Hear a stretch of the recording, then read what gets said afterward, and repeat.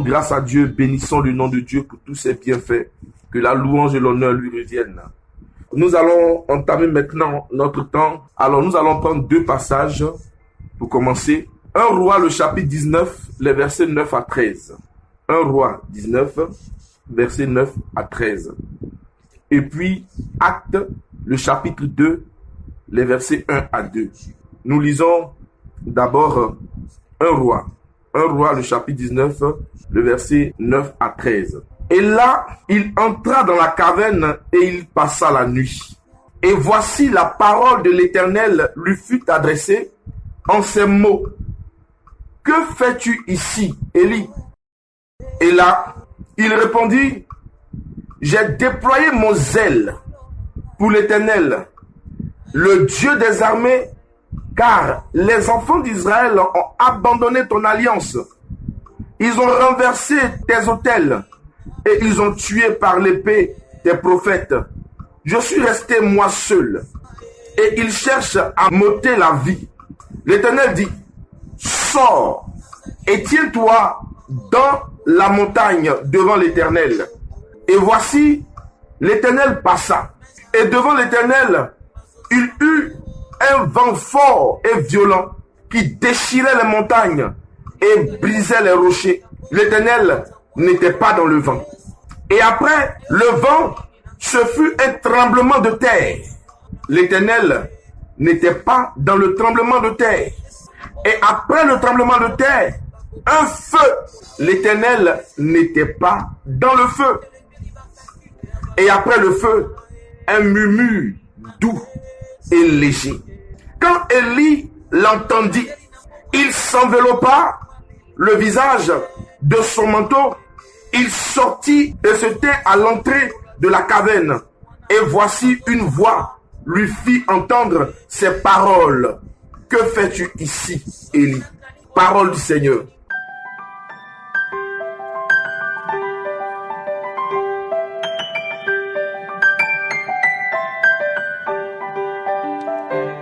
Ce passage nous vient après l'épisode de Élie et les prophètes Baal. 1 Roi, le chapitre 18. Après cela, Jézabel va ordonner la mort de Élie. Élie était devenu comme un wanted, un recherché dans tout Israël. Et on voulait le tuer, on voulait finir avec lui. Il s'est donc caché, réfugié dans une caverne. Et là, Dieu le rejoint et Dieu lui dit, tiens-toi dans la montagne devant moi. Et c'est alors que un certain nombre de phénomènes vont se produire. Un grand vent impétueux arrive et on nous dit que Dieu n'était pas dans ce vent.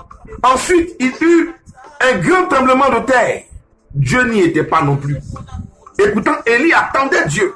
Ensuite, il y a eu un feu. Dieu n'y était pas. Et enfin, il y a eu un doux murmure et léger. Une brise légère qui est aussi un vent.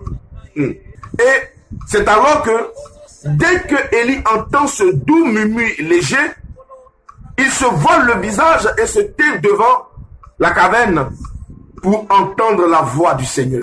Vous voyez, il y a plusieurs manifestations ici qui se sont produites dans lesquelles Dieu n'y était pas. Et pourtant, ces manifestations-là sont des fois, dans certains endroits de la parole de Dieu, des signes de la présence de l'Esprit Saint. Comme un vent impétueux, comme un tremblement de terre, comme le feu. Mais dans toutes ces situations, ces phénomènes expliqués, on nous dit que Dieu n'y était pas. Mais il était dans une brise légère, qui a aussi un vent, mais un vent doux et léger. Voyez-vous? Je suis en train de dire qu'il peut y avoir des manifestations qui peuvent, en réalité, nous faire croire que l'Esprit de Dieu est en mouvement. Or, il n'en est pas le cas. Comme pour dire que l'ennemi est prêt à copier des choses. Il est prêt à faire des copies pâles de ce que Dieu fait. Donc, il existe des mouvements, des manifestations dans lesquelles Dieu n'est pas dedans. Amen. En Actes le chapitre 2, les versets 1 à 2, voici ce que la parole nous relate. Le jour de la Pentecôte, ils étaient tous ensemble dans le même lieu. Le verset 2. Tout à coup, un bruit, on l'a vu en 1 Roi 19, un bruit, celui d'un vent impétueux. Tout à coup, il vint du ciel. Il remplit toute la maison où ils étaient assis. Et le verset 3 dit, des langues semblables à des langues de feu, feu encore, leur apparut, séparées les unes des autres, et se posèrent sur chacun d'eux. Ils furent tous remplis de l'esprit, du Saint-Esprit, et se mirent à parler en d'autres langues. Hier, dans ce que nous avons vu avec Élie, ce vent impétueux, ce feu, ce grand bruit, l'Esprit Saint, Dieu n'y était pas. Mais ici, il y a un grand bruit, il y a un vent impétueux, il y a un feu, et l'Esprit de Dieu remplit les disciples. Qu'est-ce qu'il faut retenir? Il y a que Dieu a ses manifestations qui révèlent l'action de l'Esprit. Mais attention, il y a que l'ennemi aussi fait des copies pâles. C'est pourquoi il est bon de comprendre un certain nombre de réalités spirituelles qui nous révèlent la présence de l'Esprit, la manifestation de l'Esprit dans nos vies. Et justement, c'est ce pourquoi nous voulons parler aujourd'hui. Et en parlant des vents, les vents de l'Esprit. Et donc, l'Esprit de Dieu a diverses manières de se manifester. Se manifeste de diverses manières. Et à travers donc la manifestation des vents, nous voyons ici une action particulière de l'Esprit de Dieu. Mais cette action, cette manifestation, peut être l'objet de copie.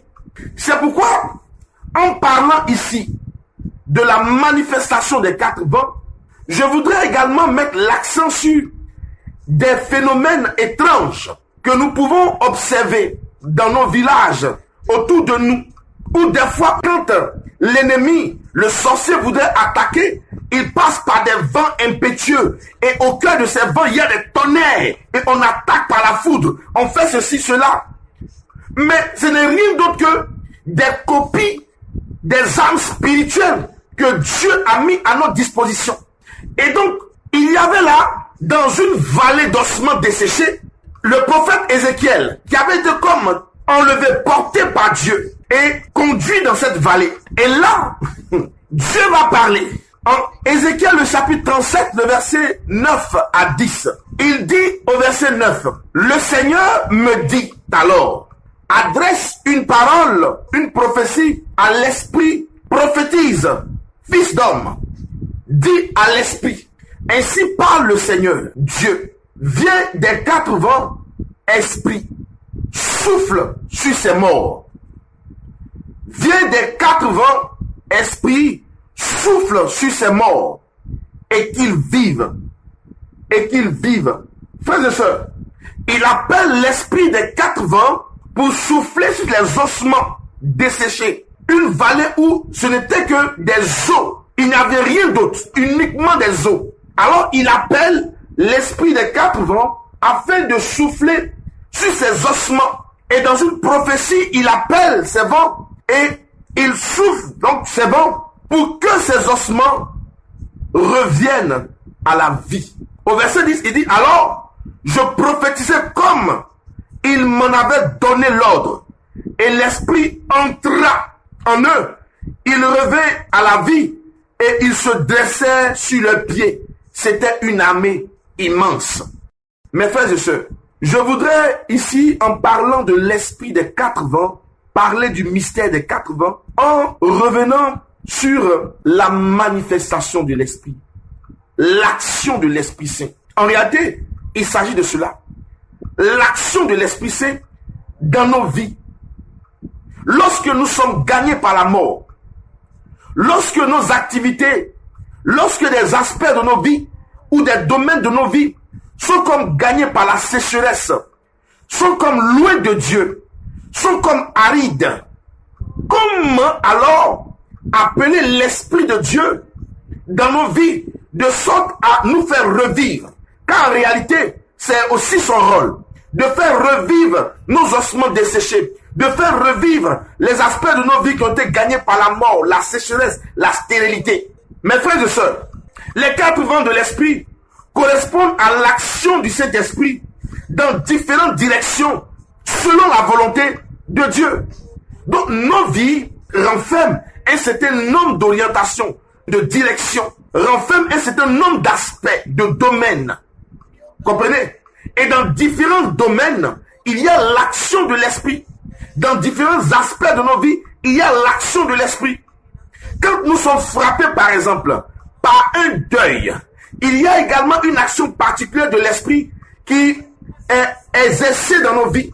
Une action telle que la consolation. Une action telle que la consolation.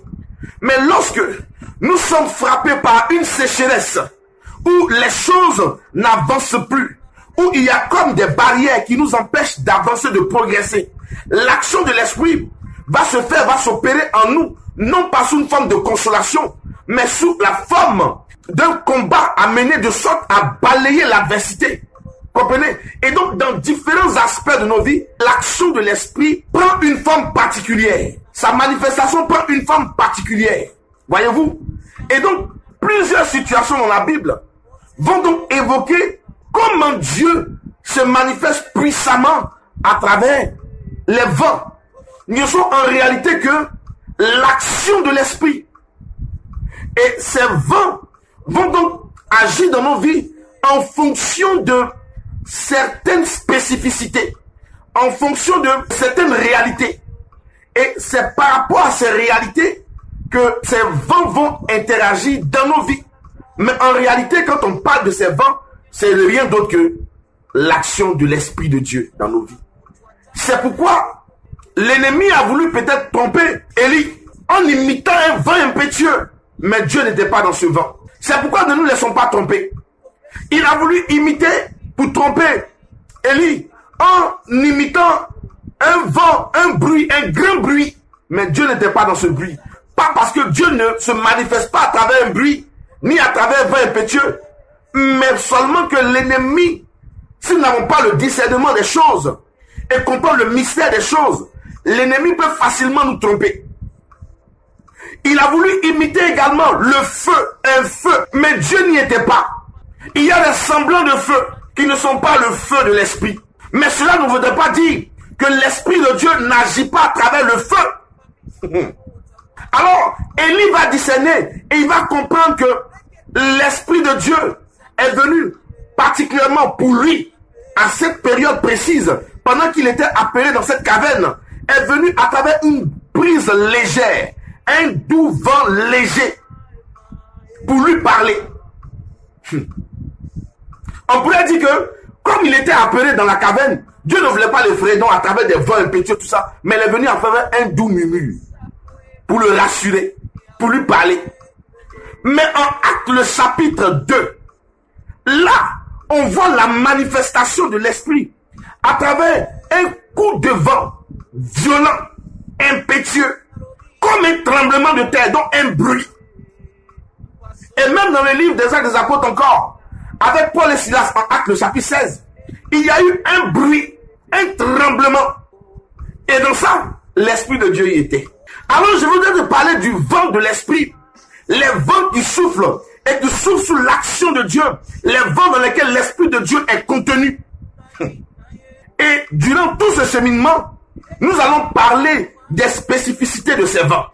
Mais déjà, comprenons une chose. Quelle est donc la réalité de ce vent? C'est une réalité spirituelle qu'il faut arriver à comprendre. Voici ce que le Seigneur déclare. En Jérémie, le chapitre 49, le verset 34 à 36. Je vais t'expliquer ce matin le mystère des quatre vents. Tu ne vas plus négliger l'action de l'Esprit Saint dans ta vie désormais. Voici ce que Dieu dit. En Jérémie, le chapitre 49, le verset 34 à 36. La parole du Seigneur qui fut adressée au prophète Jérémie sur Élam. Élam, c'est une nation C'est un peuple, les Élamites. En son temps, ils fatiguaient, ils embrouillaient un peu le peuple d'Israël. C'était des ennemis d'Israël. Mais le Seigneur va adresser une parole contre Élam à travers la bouche de Jérémie, le mystère des 4 vents. Il adresse sur Élam au début du règne de Sédécias, roi de Juda. Voici ce que le Seigneur dit. Ainsi parle le Seigneur de l'univers. Je vais briser l'arc d'Élam, d'où lui vient sa puissance. Élam était ennemi d'Israël. Mais Dieu avait déjà ciblé ce qui faisait la force d'Élam. C'était son arc. C'était là où il tirait toute son énergie, sa vitalité. Dieu va donc cibler, localiser la force de Élam. Mais pour en finir avec Élam, il dit, il va briser l'arc d'Élam. Il va casser l'arc d'Élam. Car en réalité, c'était l'arc d'Élam qui était sa force. Et c'est ce qui lui permettait d'assujettir le peuple d'Israël. Mais Dieu décide de briser l'arc d'Élam. Mais comment? Voici ce que Dieu dit en poursuivant. Je ferai venir sur Élam 4 vents des 4 extrémités de la terre. Je le disperserai à tous ces vents. Il n'y aura plus une nation où ne viendront des fugitifs d'Élam. Comment Dieu décide de casser l'arc d'Élam? Donc dans ce combat spirituel que Élam menait contre Israël, Dieu décide d'agir en faveur d'Israël. Mais comment Dieu agit? Dieu va pousser son esprit à travers l'esprit des 4 vents. Il va briser ce qui fait la force de l'âme. En ces temps qui sont les nôtres, des fois, pour les méchants, leur arc peut être leur autel. Leur arc peut être leur autel, les sacrifices qu'ils font sur leur autel, qui constituent leur force. Mais Dieu avait déjà ciblé, verrouillé leur arc. Et il dit, je vais détruire Élam. Mais pour détruire Élam, Dieu passe par le mouvement, le mystère des 4 vents. Il dit, je ferai venir sur Élam 4 vents des extrémités du ciel. Il fera venir 4 vents. Et à travers ces 4 vents, il va disperser tout Élam. On ne parlera plus de la nation d'Élam. On ne parlera plus d'Élam. Partout où des gens viendront, ils parleront toujours des fugitifs d'Élam. Le mystère des 4 vents. Retiens bien, tu vas comprendre que quand tu es en train de prier l'Esprit de Dieu et que tu es en train de briser la force de l'ennemi, ne néglige pas l'action de l'Esprit. Ne néglige pas l'action de l'Esprit. Il est au cœur de nos combats une âme redoutable, un allié sûr. À lui seul, il vient briser l'arc de l'âme pour disperser les ennemis d'Israël. Et Dieu le fait à travers le mouvement des 4 vents, la manifestation des 4 vents, qui n'est rien d'autre que la manifestation de l'Esprit de Dieu. Nous sommes dans la phase introductive. Ces 4 vents, est-ce que ce sont des vents comme le vent du climatiseur ou d'un ventilateur? Et puis tout à l'heure, le temps est menaçant, pendant qu'ils sont en train de parler, il y a un grand vent. Est-ce qu'il s'agit de ce vent? Ne nous trompons pas, mes amis. Ne nous trompons pas. C'est une réalité physique qui pourrait expliquer une réalité spirituelle. Donc les vents sont une réalité spirituelle, mais qu'on peut percevoir de manière tangible au plan temporel, mais qui en réalité, dans le vent physique temporel que nous sentons, il y a une réalité spirituelle à saisir. C'est pourquoi il y a des vents démoniaques qui soufflent et qui envoient des maladies. Il y a des vents démoniaques qui soufflent, qui envoient des pandémies. Il y a des vents démoniaques qui soufflent, qui envoient de la stérilité. Ces vents-là, ce sont des vents qui ont été imités. Ce sont des faux vents, des vents démoniaques. L'ennemi connaît l'action des vents, si bien qu'il fait souffler des vents pour apporter le malheur dans la vie des enfants de Dieu. Il faut comprendre cette réalité. C'est une réalité spirituelle. C'est pourquoi Dieu nous donne également de réaliser cela. Depuis toute éternité, il avait mis cela à notre disposition. C'est le souffle de l'esprit. Le souffle de l'esprit. L'esprit de Dieu. Koramashata. Le mystère des 4 vents. C'est le mystère des 4 vents. Des gens jouent. On est dans le combat spirituel. Ils ne comprennent pas pourquoi. À un moment donné, les marabouts, les féticheurs, les agents sataniques décident de vous envoyer déposer vos canaries au carrefour. Pourquoi? Parce qu'ils connaissent la réalité du carrefour.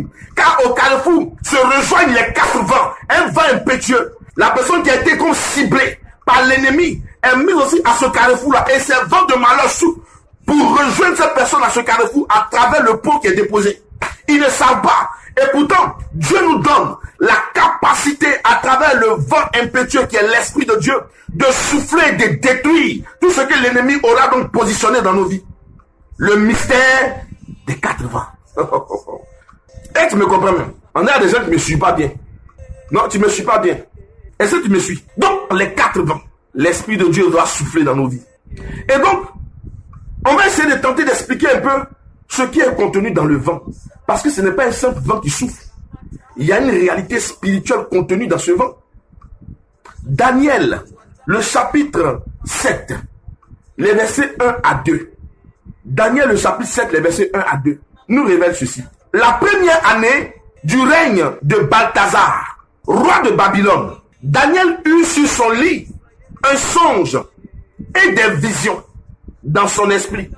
Vous savez que Daniel a fait de songes, visions, lui, il ne joue pas avec. Quand c'est Daniel, c'est que c'est vrai, vrai même. Il n'y a pas peut-être, Dieu lui a parlé. C'est un canal authentique par lequel Dieu lui parle. Donc, il fait un songe et il a une vision dans son esprit. Alors, il mit le songe par écrit. Nous poursuivons toujours. Début du récit. Daniel prit la parole et dit, au cours de la nuit, dans ma vision, je regardais les 4 vents du ciel soulever la mer. Au cours d'une nuit, dans sa vision, Daniel dit qu'il regardait et les 4 vents du ciel soulevaient la mer. Donc Daniel a comme vu les 4 vents soulever la mer. Il a vu les 4 vents soulever la mer. Mais de toi à moi, est-ce qu'on peut voir vent? Tu as déjà vu vent? Mais lui, il a vu. Donc qu'est-ce qu'il a vu? Qu'est-ce que Daniel a pu voir? Au cours de la nuit, dans ma vision, je regardais les 4 vents du ciel soulevaient la grande mer. Donc il constate que les 4 vents du ciel soulevaient la grande mer. La grande mer. Or la mer déjà, au niveau donc de la parole de Dieu, peut être considérée comme l'ennemi, le démon. Voilà. Frères et sœurs, en Zacharie le chapitre 6, les versets 1 à 8, ce que Daniel a vu, Zacharie va percevoir cela, mais il va nous donner des détails de ce que Daniel a vu. Zacharie 6, les versets 1 à 8. De nouveau, je levai les yeux, et voici que j'ai vu 4 chars. Il dit qu'il a vu 4 chars qui se lançaient d'entre les 2 montagnes.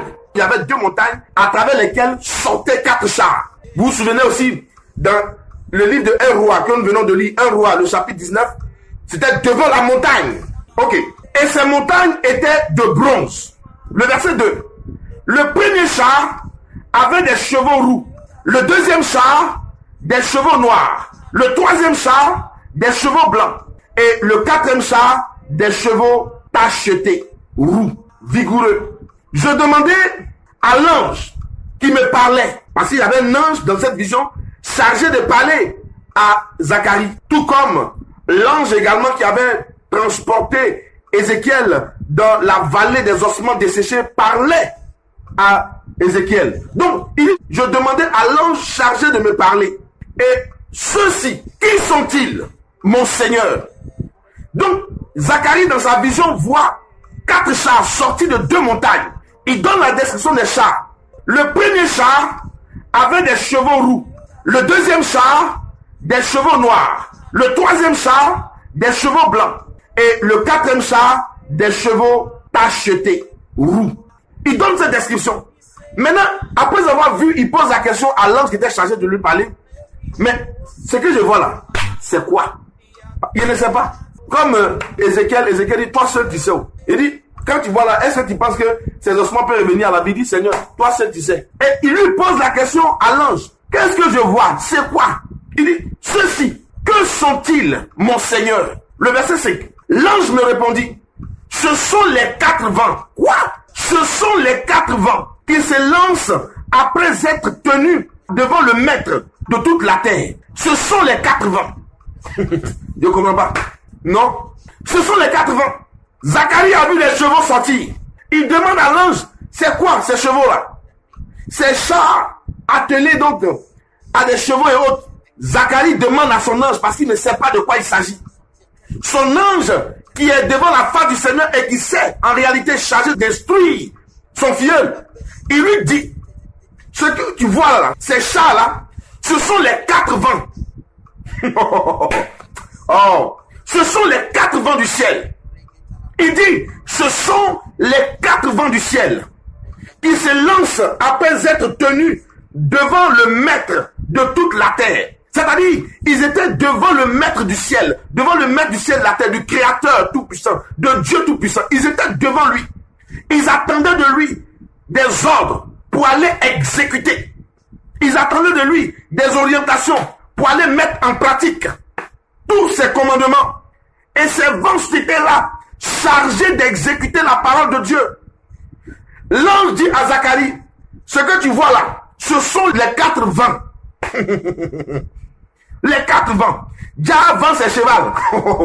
C'est pourquoi je vous ai dit, c'est une réalité spirituelle. Dans le vent qui souffle, il y a un contenu, il y a quelque chose de spirituel qui est à l'intérieur, que nous ne percevons pas forcément de nos yeux. Mais ce qui est à l'intérieur, c'est le doigt de Dieu, la main de Dieu, l'Esprit de Dieu, qui agit puissamment pour nous, car il est chargé de venir exécuter la parole de Dieu. Il est la promesse, mais il est aussi l'accomplissement de la promesse. C'est pourquoi il se lance. Après être tenu devant la face du maître de la terre, il se lance. Et il dit, il continue pour dire au verset 6, les chevaux noirs se lancent vers la terre du nord. Les chevaux noirs vont vers la terre du nord. Les blancs se lancent à leur suite. Les chevaux tachetés se lancent vers la terre du midi, au sud. Les vigoureux se lancent impatients de parcourir la terre. Alors le Seigneur leur ordonna, allez, parcourir la terre. Et il parcourut la terre. Il m'appela et me dit, vois ceci, ceux qui se lancent vers la terre du nord font descendre mon souffle sur la terre du nord. Font descendre mon souffle sur la terre du nord. Et donc, le vent même là, qui vient du nord là, vient d'une réalité spirituelle qui exerce une action pour apporter le vent du côté du nord. Mais cette réalité était devant Dieu. Waouh, j'aime la parole de Dieu. Cette réalité était devant la présence de Dieu. Et Dieu envoie ce vent. Frère, donc ce n'est pas un simple vent. C'est pas vent de climatiseur. C'est pas vent de ventilateur. Non, non, non, non, non.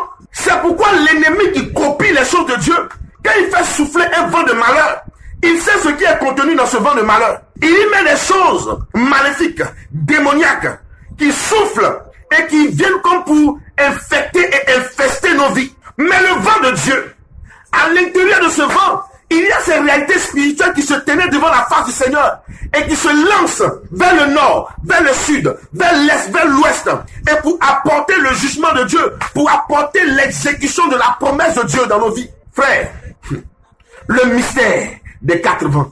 Le mystère des 4 vents. Alors, c'est l'un des vents qui emporta le prophète Élie. C'est l'un des vents qui emporta le prophète Élie. Écoutez bien.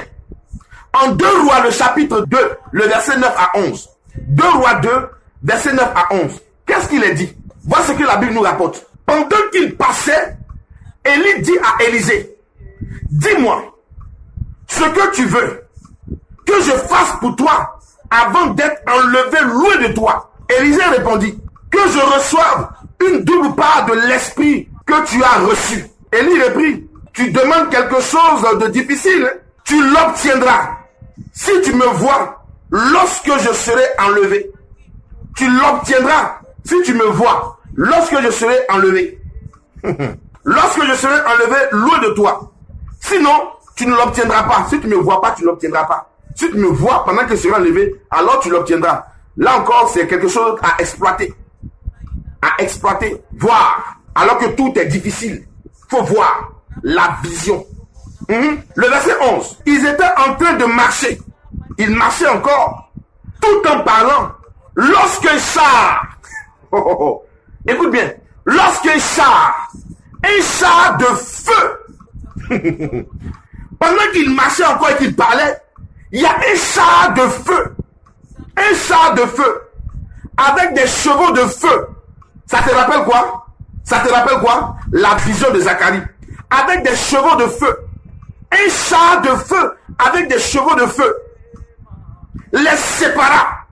Le chat sépara Élisée de Élie. Alors, Élie monta dans le ciel.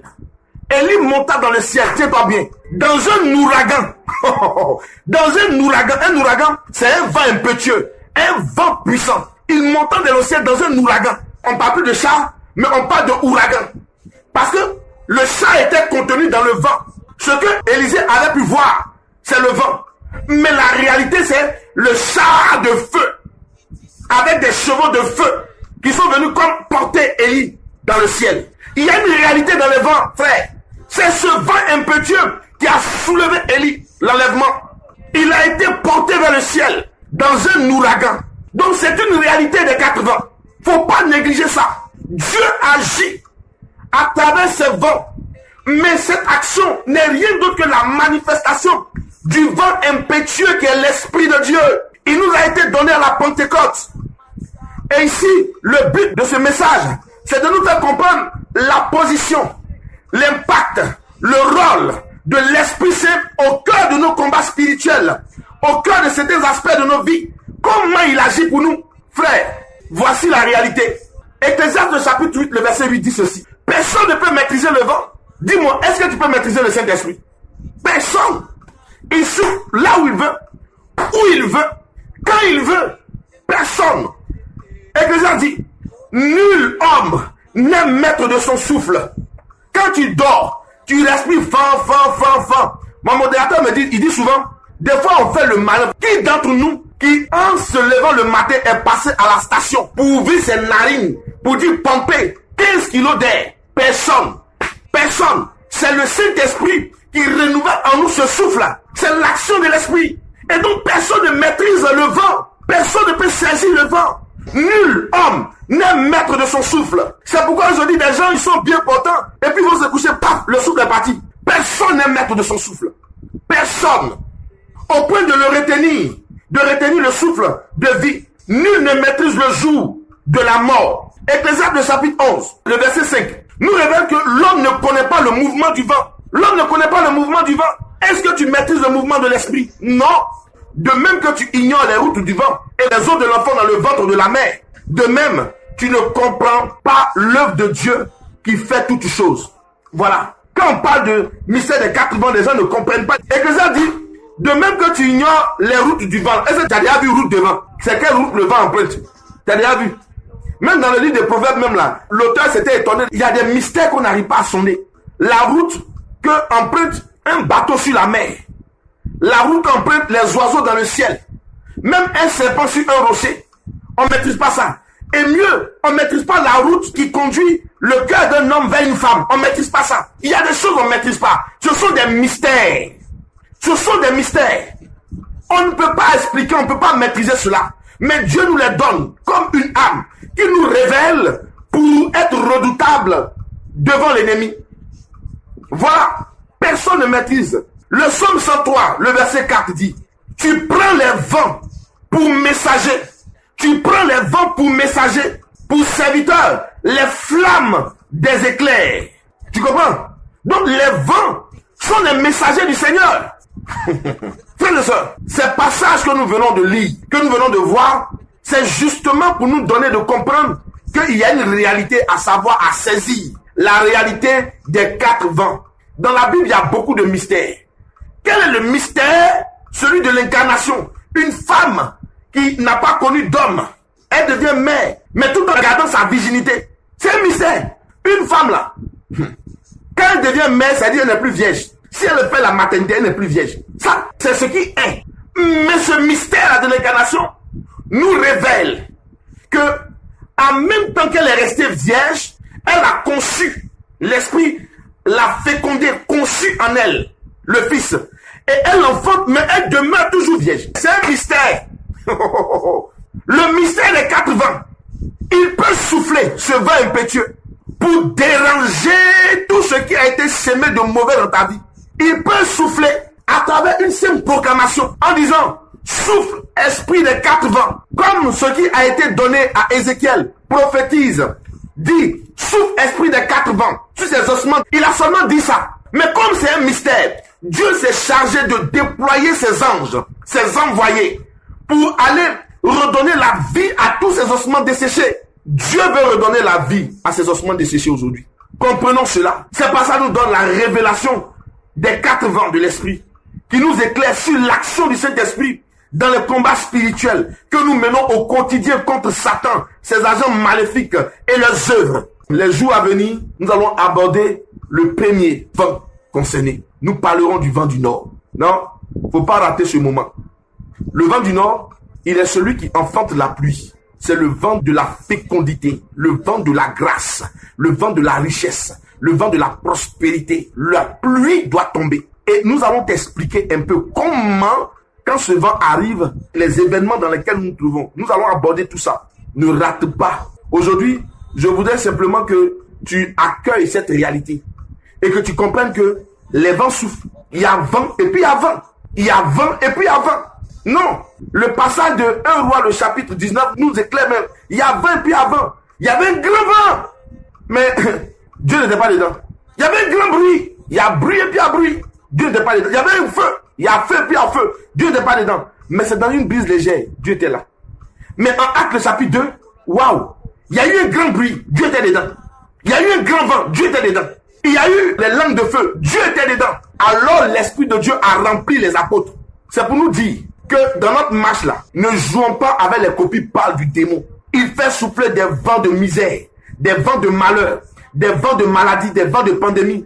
Nous devons nous lever nous aussi et comprendre la réalité des 4 vents et faire souffler un vent de bénédiction, faire souffler un vent de restauration, faire souffler un vent de gloire pour que les œuvres de l'ennemi soient repoussées. Et l'œuvre de l'esprit, qui est l'esprit des 4 vents, va agir. Parce qu'en réalité, quand cet esprit des 4 vents a été invoqué sur les ossements desséchés, il a agi puissamment en relevant tous ceux qui étaient morts, leur donnant de la chair jusqu'à se relever. Et le souffle a été animé en eux. Ils étaient là, debout comme une armée très nombreuse. Nous serons debout nous aussi, debout plus que jamais. Que Dieu nous bénisse demain pour la suite de l'enseignement. Que Dieu nous bénisse.